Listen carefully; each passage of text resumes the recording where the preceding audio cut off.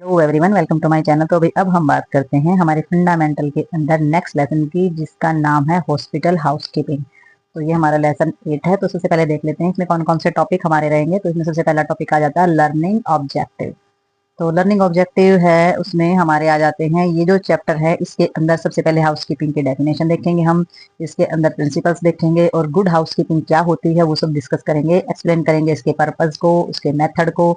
ठीक है, और जो हमारी केयर होती है उसको, और आर्टिकल्स को किस तरीके से यूज किया जाता है और किस तरीके से क्लीन किया जाता है। और इसमें अंडरस्टैंड करेंगे हम इम्पोर्टेंट वर्ड इन्वेंट्री, यानी कि जो हमारी चीजें होती हैं उनको कैसे रखें, क्या महत्व होता है, कैसे उसको समझते हैं। तो ये सारी की सारी चीजें इस लेसन में हम समझेंगे और ध्यान देंगे इसकी सभी इंपॉर्टेंट फैक्टर्स के ऊपर। ठीक है, तो चलो चलते हैं, नेक्स्ट करते हैं इसमें। तो अभी हम बात करते हैं गुड हाउस कीपिंग के बारे में। तो अच्छी हाउस कीपिंग जो है वो कैसी होती है, कैसी बताई है इन्होंने। तो अभी जो अच्छी हाउस कीपिंग होती है, इन्होंने बताया है the house keeping department has the function of keeping the hospital clean. तो जो हमारी जो हाउस कीपिंग डिपार्टमेंट होता है उसका क्या काम होता है, उसका काम होता है हॉस्पिटल को साफ सुथरा रखना, क्लीन रखना। और एल इसमें आ जाएगी a well management housekeeping department can reduce the cost of hospital operations considerable. तो इन्होंने बताया है कि अगर अच्छी मैनेजमेंट होती है, मैनेजमेंट जितनी ज्यादा अच्छी होगी, हमारे मैनेजमेंट डिपार्टमेंट जितना अच्छा होगा, उतना ही हमारे हॉस्पिटल के जो अननेसेसरी होने वाले जो खर्चे होते हैं उन सभी चीजों को रिड्यूस कर देता है। यानी कि फालतू के बेकार की जो टूट फूट है या चीजें हैं वो नहीं होती है, मेंटेन रखा जाता है। For the smooth functioning of the house keeping department, तो हमारी जो हाउस कीपिंग डिपार्टमेंट जो होता है उसमें जितने भी काम होते हैं वो स्मूथली होते हैं। The operation of the all hospital staff member is necessary. तो कब होते हैं स्मूथली, जब हमारे हॉस्पिटल में रहने वाला प्रत्येक मेंबर, यानी कि हॉस्पिटल का जो स्टाफ मेंबर होता है वो अच्छी तरीके से कोऑपरेट करे एक दूसरे को और अच्छी तरीके से काम करे, तो उसमें सारे का सारे जो फंक्शन होता है वो स्मूथली हो जाता है। तो if the hospital housekeeping is of poor quality, अगर हमारे हॉस्पिटल हाउसकीपिंग की जो क्वालिटी होती है अगर वो पुअर होगी, अच्छे से काम नहीं होगा, साफ सफाई अच्छे से नहीं होगा, तो नर्सिंग केयर सफर, नर्सिंग एजुकेशन, तो हमारी जो नर्सिंग केयर है वो भी सफर करेगी। यानी कि नर्सिंग केयर अच्छे से नहीं होगी, नर्सिंग एजुकेशन है उस पर भी प्रभाव पड़ेगा। ठीक है, इफेक्ट पड़ेगा सारी की सारी चीजों पर। Efficiency of the lowers and the moral of the, तो सारी की सारी जो हमारी मॉरल चीजें उन सभी पर प्रभाव पड़ेगा और बुरा प्रभाव पड़ेगा अगर हमारी क्वालिटी जो है हाउस कीपिंग की अगर वो पुअर रहेगी तो। इसलिए हाउस कीपिंग की अगर क्वालिटी अच्छी से अच्छी होगी तो ये सारी की सारी चीजें हमारी अच्छी होती चली जाएंगी और अच्छा जो है डिसिप्लिन जो है वो मेंटेन हो जाएगा। तो नेक्स्ट देखते हैं इसके अंदर हम। अब हम बात करते हैं प्रिंसिपल्स ऑफ गुड हाउसकीपिंग। तो हमारी जो अच्छी हाउसकीपिंग होती है उसके जो सिद्धांत होते हैं उसके बारे में बात करते हैं अभी हम। तो उसमें सिद्धांत कौन कौन सा रहेगा, सबसे पहले इन्होंने बताया dust cleaning to the moisture surface. तो हमारी जो डस्ट होती है उसको जो मॉइस्चर होता है, जो सरफेस का जो मॉइस्चर होता है उसकी जो डस्ट जो है वो क्लीन होती है। तो उसमें there for dusting can be the done best by the damp duster और by an old cloth a dry duster scotch the dust. तो ये क्या इनका कहना ये है कि जब हमने डस्ट यानी कि मिट्टी को जब साफ करना होता है, धूल मिट्टी को जब साफ करना होता है, तो या तो डस्टर गीला होना चाहिए या फिर उसे ऑयल लगाना चाहिए। तो वो क्या करता है, वो सारी डस्ट को चिपका के ले आता है। और अगर हमारा डस्टर जितना सूखा रहेगा, ड्राई रहेगा, तो वो क्या करेगा, वो हमारी जो डस्ट है वो इधर उधर उड़ के दूसरी जगह पर जम जाएगी जा करके। तो जो डस्टिंग जब भी की जाती है तो या तो कपड़ा हल्का सा गीला होना चाहिए या फिर कपड़े पे थोड़ा सा ऑयल होना चाहिए, ताकि वो सारी की सारी डस्ट को ला सके। नेक्स्ट पॉइंट उन्होंने बताया dusting is done after sweeping and not before. तो डस्टिंग जो होती है वो स्वीपिंग यानी कि जो पोछा लगाया जाता है उससे पहले की जाती है, उसे बाद में नहीं करनी चाहिए। तो नेक्स्ट पॉइंट देखेंगे हम इसके अंदर। तो भाई अब हम इसमें देखेंगे कि इन्होंने बताया है जो हमारा साबुन और पानी है वो हमारी सफाई के लिए यूज किया जाता है। साबुन जो होता है वो फैट को काटने यानी कि चिकनाई को काटने का काम करता है, सरफेस टेंशन को भी कम करता है पानी की। और ये एक जो पानी जो होता है वो एक अच्छा सोलवेंट माना जाता है, यानी कि जो भी चीज साफ की जाती है, धुलाई की जाती है, वाटर से ही की जाती है। ठीक है, नेक्स्ट इन्होंने बताया है फ्रैक्शन एड मैकेनिक, जो हमारे रासायनिक पदार्थ होते हैं वो क्लीनिंग के लिए यूज किए जाते हैं। और अगर हमने किसी चीज को खुरचना वगैरह तो ब्रश वगैरह का इस्तेमाल उसमें किया जाता है सरफेस पर। और dust should be done with the frame of even soft. तो हमारी जो डस्टिंग होती है वो अच्छे से दबा के और जो है अच्छे अच्छे से प्रेशर डाल के जो है वो कंप्लीट की जाती है। ऐसा नहीं कि आप हल्का हल्का पहुंच दोगे तो आगे डस्ट साफ हो जाए, आदि ना हो, तो उस तरीके से नहीं, आपने थोड़ा सा प्रेशर डाल के उसको कंप्लीट करना है। नेक्स्ट उन्होंने बताया है कि जो पेंट और पॉलिश होती है वहां पर अगर हम ज्यादा क्रोच करते हैं सरफेस पर तो उसके लिए हानि हो सकती है। हमारी पॉलिश और पेंट है जो फर्नीचर के ऊपर या कहीं पर वो खराब हो सकता है, तो ऐसा भी नहीं करना है आपने। और एल्बुमिन जो हमारा मटेरियल्स होता है, जो बॉडी डिस्चार्ज होते हैं, कांगुलेट्स होते हैं, यानी कि अगर किसी का बॉडी डिस्चार्ज है, मल है, यूरिन है या फिर उल्टियाँ वगैरह अगर किसी ने की है, ठीक है, तो वो सूखने की वजह से यानी कि गर्मी की वजह से वो सूख जाती है और जम जाती है। So it should be the remove with the cold water. तो उस सभी चीजों को ठंडे पानी से साफ करना चाहिए। तो नेक्स्ट हमारा इसके अंदर आ जाता है पॉइंट 7। तो 7 पॉइंट में इन्होंने दिया है कि जो बैक्टीरिया जो होते हैं वो ग्रो करते हैं हमारे डार्क मॉइस्चर और अनक्लीन प्लेसेस के ऊपर। तो बैक्टीरिया होते हैं या तो अंधेरे में या चिकनी सतह पर या जो चीज साफ नहीं होगी वहां पर हमारे बैक्टीरिया और गंदगी मिलती है। नेक्स्ट उन्होंने बताया है कि हमारे जो कुछ बैक्टीरिया जो होते हैं वो डिस्ट्रॉय हो जाते हैं हमारे सनलाइट से ही। ठीक है, तो कुछ जहाँ पर हमारी धूप लगती है ना वहां से कुछ बैक्टीरिया तो वैसे ही खत्म हो जाते हैं। नेक्स्ट, डिसइंफेक्शन से chemical depend of the cleanness of the articles, the strength of the disinfect and the length of the exposure. तो इन्होंने बताया है कि जो हमारा डिसइंफेक्शन किया जाता है, विसंक्रमित की जाती है जैसे, तो रासायनिक पदार्थ के ऊपर डिपेंड करता है, और आर्टिकल्स हमारा कितना गंदा और कितने लंबे समय तक गंदा और कितनी स्ट्रेंथ है उसकी डिसइंफेक्ट करने की और कितनी लेंथ है, तो वो सारी की सारी जो समय सीमा वो सारा सब कुछ देख के ही उस चीज को डिसइंफेक्शन किया जाता है उसका। तो नेक्स्ट इन्होंने बताया इफेक्टिव जो स्टरलाइजेशन होता है वो हमारा किस चीज पे डिपेंड करेगा, किसी भी आर्टिकल के क्लीननेस होने को। एक जो आर्टिकल तो बहुत ज्यादा गंदा है तो उसमें स्टरलाइजेशन में टाइम लगेगा, एक जो बहुत कम गंदा है या फिर बहुत ही कम समय तक यूज किया गया है तो उसमें हमारा समय सीमा थोड़ी सी कम लगेगी। तो इस तरीके से जो हमारा स्टरलाइजेशन होता है वो हमारा डिग्री ऑफ हीट पे भी डिपेंड करता है, कितनी डिग्री की हीट हमने देनी है, ज्यादा ही गंदा है, ज्यादा ही दूषित है तो उस पर डिग्री ऑफ हीट जो है बढ़ाई जाती है, नहीं तो अपनी कम रखी जाती है। और जो लेंथ होती है एक्सपोजर वो भी हमारी देख के की जाती है। तो नेक्स्ट इन्होंने बताया है हीट केमिकल से जो होती है हमारी, और हमारी अब्रेसिव जो सोलवेंट्स होते हैं harmful to the some materials. तो ये हमारे जो कुछ मटेरियल्स जो होते हैं वो हमारे हार्मफुल्स भी हो सकते हैं। ठीक है, तो ये हमारी चीजें हार्मफुल्स भी हो सकती हैं, इसलिए थोड़ा सा सजग रह करके ये चीजें काम की जाती हैं। और यानी कि कुछ चीजें ऐसी होती हैं, कुछ मटेरियल ऐसे होते हैं जैसे कि कोई मिरर है, मिरर पे आप बहुत ज्यादा ज्यादा जोर से घिसा के करोगे तो उस पर स्क्रैच पड़ जाएंगे।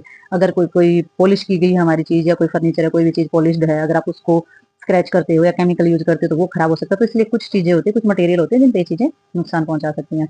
नेक्स्ट इन्होंने बताया choosing the correct and the simplest method of the cleaning save time material and energy. तो इन्होंने बताया जो आपने जो मेथड चूज करने हैं सफाई के लिए तो वो एक करेक्ट सही भी होने चाहिए और सिंपल मेथड भी होने चाहिए सफाई के, जो कि आपके टाइम को भी बचाएंगे, आपके सामान को भी सुरक्षित रखेंगे और आपकी एनर्जी को भी बचा के रखेंगे, तो आपकी ऊर्जा भी खत्म नहीं होगी इतनी ज्यादा।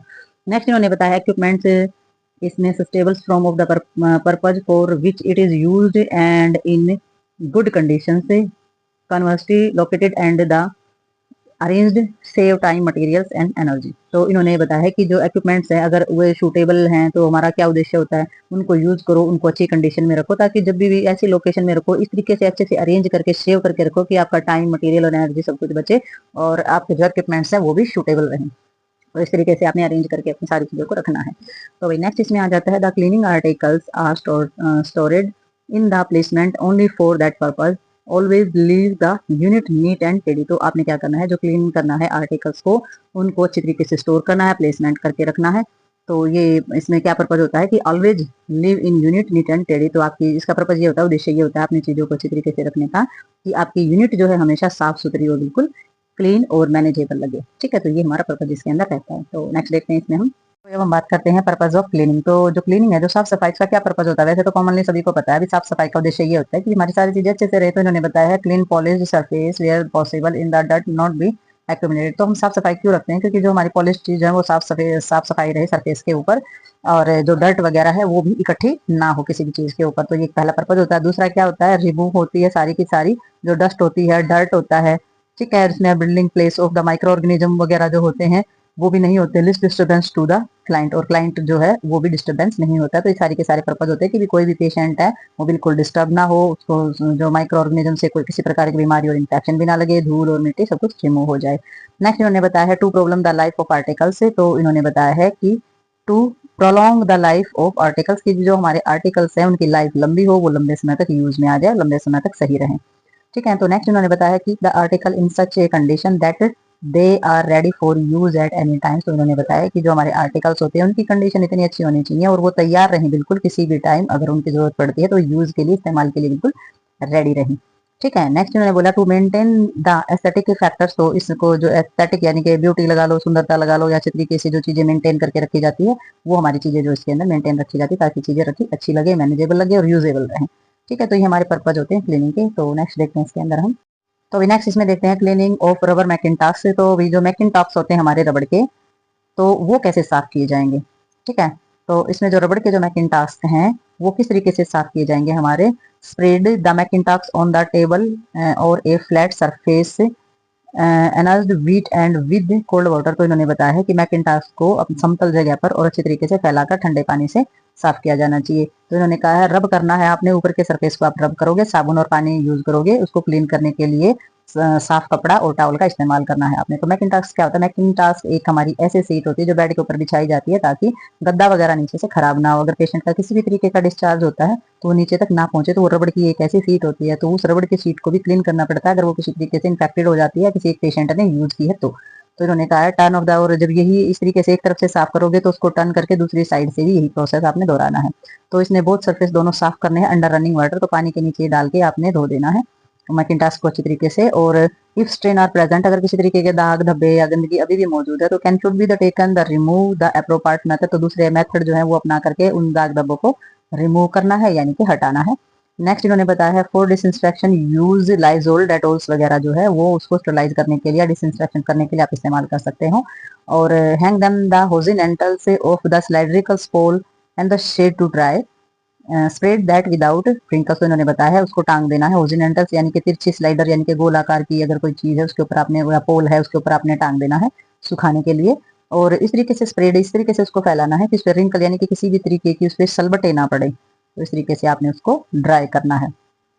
तो नेक्स्ट इन्होंने बताया है कि भाई when both surface are absolutely dry powder then lightly with French chalk powder, तो जब दोनों ही तरफ से हमारा बिल्कुल अच्छी तरीके से ड्राई हो जाए हमारा मैकिंटॉश तो उसके अंदर पाउडर लगाएंगे, और लाइटली या फिर चौक पाउडर लगाया जाता है यानी कि किसी भी तरीके के माइक्रो ऑर्गेनिज्म या सूक्ष्म जीव या बैक्टीरिया उसके अंदर ना हो, तो इस तरीके से आप उसको लगा के रखेंगे। तो नेक्स्ट इन्होंने बताया है कि स्टोर देम आइदर फ्लैट और roll and never folded, taking care to see that two mackintosh surfaces do not lie together but are separated by old lining or paper, storage them the dark cool place, air tight container whenever possible। तो इन्होंने बताया उसको रखना कैसे है। जब आप उसको स्टोर करोगे तो उसको फ्लैट जो है उसको रोल करना है, नेवर फोल्डेड, उसको मतलब जैसे तह, एक होता तह करना, एक होता फोल्ड करना। तो तह करते हैं ना जब हम, तो उसमें कोने मिला करके उसकी तह की जाती है, लेकिन जब तुम किसी चीज को रोल कर रहे हैं ना तो उसको गोल गोल करके रोल किया जाता है, तो उसमें रोलिंग करनी है उसकी, ना कि उसको फोल्ड करना है। तो उसमें रोलिंग करेंगे उसकी। तो मैकिंटॉश की जो केयर करनी है तो मैकिंटॉश के जो सरफेस होता है उसमें दोनों जो कोने होते हैं, दोनों जो लाई होती है वो इकट्ठी नहीं करनी है, यानी दोनों दो कोनों को इकट्ठे करोगे तो वो तय हो जाएगी उसकी, वो फोल्ड नहीं रहेगा फिर, यानी कि फोल्ड हो जाएगा, रोलिंग नहीं होगी फिर वो। ठीक है, तो इसमें जो स्प्रे कर रहे हैं आप तो प्रॉपर कोई लाइनिंग ले रही है यानी कि कोई कपड़ा ले लेना है कॉटन का या न्यूज़पेपर ले लेना है, उसके अंदर उसको लपेट देना है। और जब आप उसको जो उसको स्टोर करोगे तो डार्क कूल एरिया लेना है, ठंडा भी एरिया हो, अंधेरा हो, और प्लेस करना है एक एयर टाइट कंटेनर लेना है जिसमें हवा ना जाए, नमी ना हो किसी भी प्रकार की। अगर पॉसिबल हो तो एयर टाइट कंटेनर के अंदर उस मैकिंटॉश को स्टोर करना है ताकि जब भी जरूरत पड़े पेशेंट को तो तुरंत आप उसको निकाल करके यूज कर सके और पेशेंट को किसी भी तरीके का इन्फेक्शन ना हो। ठीक है, तो वही नेक्स्ट देखते हैं इसमें।